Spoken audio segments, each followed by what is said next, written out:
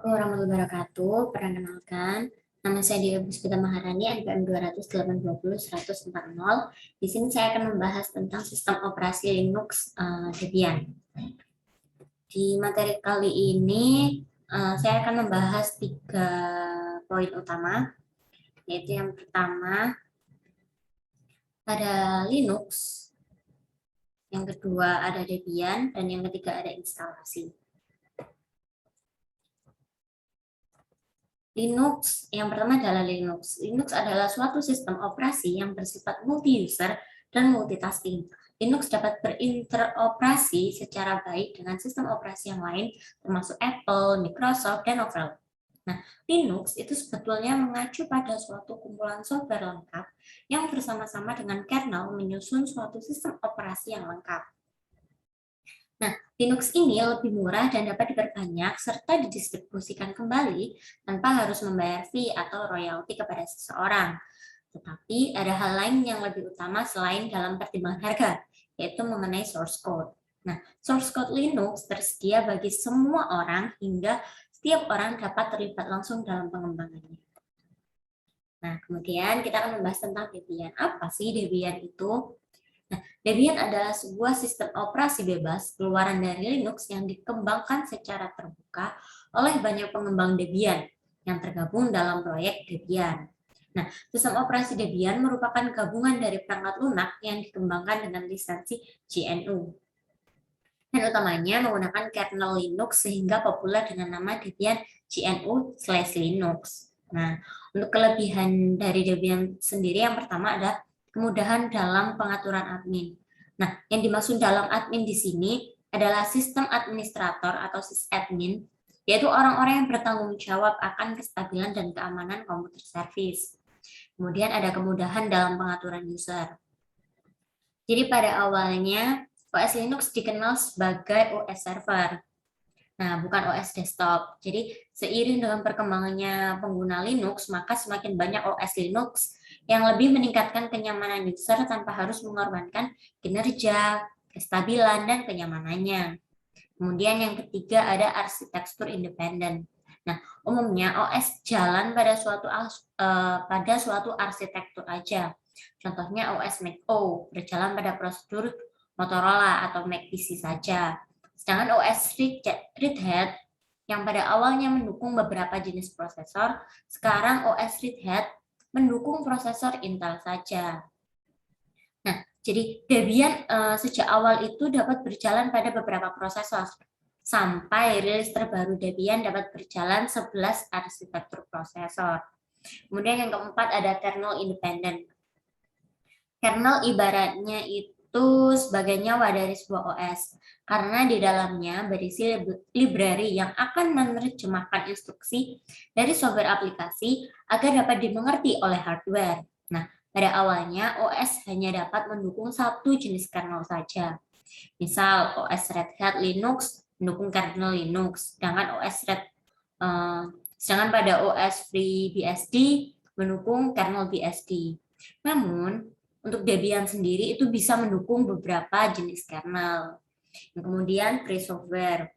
Nah, free di sini itu bermaksud dalam kebebasan untuk melakukan modifikasi secara keseluruhan terhadap sebuah OS. Karena kita memiliki akses sepenuhnya terhadap source code-nya dan hanya diizinkan untuk merubah konfigurasinya saja. Nah, untuk kekurangannya, yang pertama, sulit dikonfigurasi pada saat install pertama kali. Nah, yang kedua perlu repositori besar, yaitu sekitar 40 hingga 60 GB. Kemudian yang ketiga ada periode rilis yang konservatif, dan yang terakhir sangat sulit untuk memasukkan software versi terbaru ke dalam distronya. Nah, untuk instalasi Debian menggunakan virtual machine, di sini menggunakan virtual machine 12 Pro. Nah, oke, yang pertama jalankan virtual machine-nya, pilih file new, kemudian akan muncul jendela wizard yang akan memudahkan kita untuk langkah konfigurasi selanjutnya. Kemudian pilih next. Setelah itu, pilih installer disk image file atau ISO, kemudian pilih browser dan pilih lokasi tempat kita menyimpan file yang bersandar ISO. Debian kita. Kemudian klik Open VMware 12 Pro akan secara otomatis mendeteksi jenis sistem operasi tersebut. Nah, tempat pada Debian 5 detektor selanjutnya beri nama VMware OS. Nah, pada tempat penyimpanan virtual kita di sini untuk saya sendiri akan memilih hard disk di dalam pada VM Debian. Nah, kemudian pilih kapasitas hard disk yang akan digunakan untuk OS Debian. Kemudian selanjutnya pada menu boot, kita pilih yang graphical install, karena kita akan menginstal menggunakan mode grafik. Nah, lalu tekan enter. Kemudian pilih bahasa Indonesia, kalau kalian ingin menggunakan bahasa Indonesia, lalu tekan enter. Kemudian kita pilih keyboard layout, kemudian tekan enter. Selanjutnya pilih hostname untuk OS Debian untuk Debian kita. Isikan sesuai keinginan kita. Kemudian isikan juga nama domain untuk OS Debian kita. Selanjutnya kita menuju ke setting waktu untuk Debian. Jadi kita bisa pilih zona waktu kita ada di mana, mau di Indonesia atau di luar negeri. Nah, habis itu kita melakukan partisi manual, yaitu dengan partisi default dari Debian. Nah, di sini ada yang pilih terpadu. Kalau di tampilan itu ada biasanya di pilihan pertama. Nah, pilih hard disk yang akan kita buat partisi kita. Pilih pilihan untuk partisi hard disk, kita bisa memilih sesuai keinginan kita. Kemudian tekan yes untuk proses instalasi base system.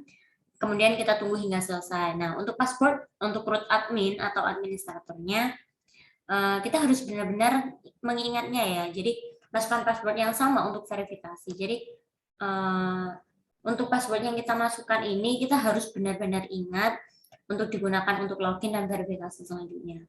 Nah, selanjutnya adalah pilihan untuk menginstal paket-paket software yang ada di Debian. Jadi, kita bisa milih standar sistem Debian-nya. Kemudian, tunggu sampai proses pemasangan perangkat lunak selesai dan kita perintahkan apakah kita ingin menginstal bootloader, group.